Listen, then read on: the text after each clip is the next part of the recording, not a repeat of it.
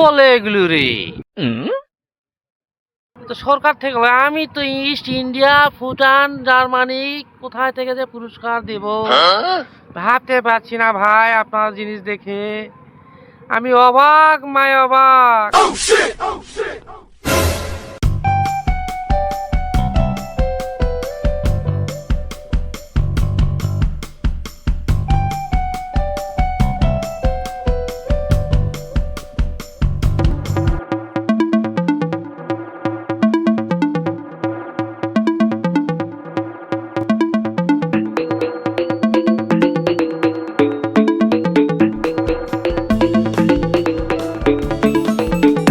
তাড়াতাড়ি আয়।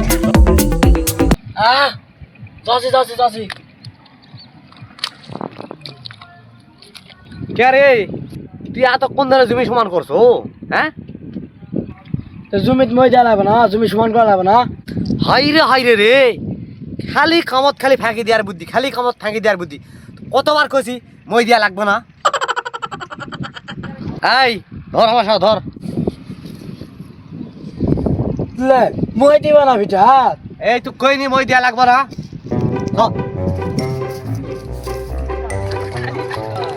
ওটে এই তোরা আমার কি হচ্ছে?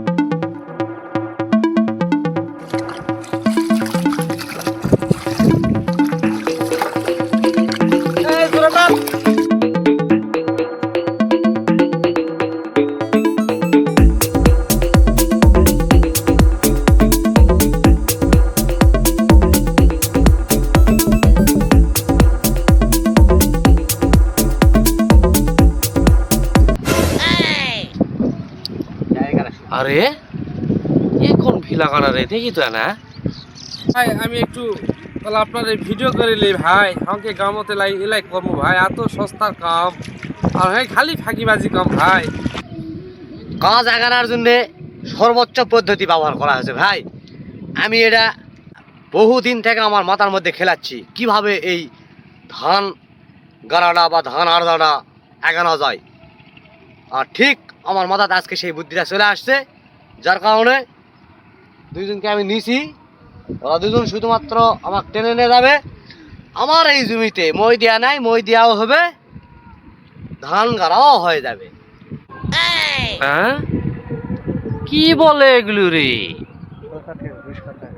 তো সরকার থেকে বলে, আমি তো ইস্ট ইন্ডিয়া, ভুটান, জার্মানি কোথায় থেকে যে পুরস্কার দেব ভাবতে পারছি না ভাই। আপনার জিনিস দেখে আমি অবাক মাই অবাক।